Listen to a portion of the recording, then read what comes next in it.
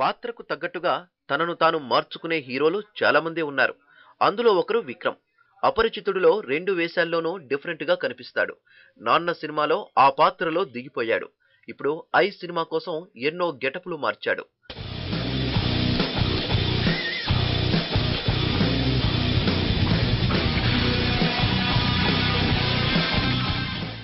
సాధారణంగా సినిమా కోసం 6 pack 8 pack buildup చేసిన వాళ్ళను చూస్తుంటాం. అదే సినిమా కోసం బక్క చిక్కాల్సిన పరిస్థితి కూడా వస్తుంది. ఇది కాస్త రిస్కే అయినా హీరోలు సై అంటారు.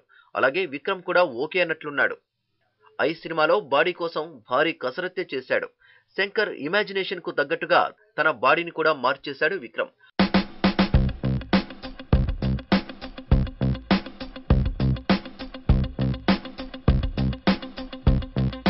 ఇలా చేయడం చాలా రిస్క్ తో కూడుకున్న పని అంటుంటారు ఫిజికల్ ఫిట్నెస్ ట్రైనర్స్.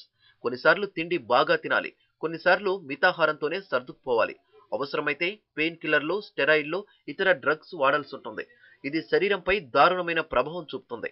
ఈ నెగిటివ్ ఎఫెక్టే విక్రమ్ ను వెంటాడుతోందా? ఇందుకు కారణం ఈ ఫోటోనే.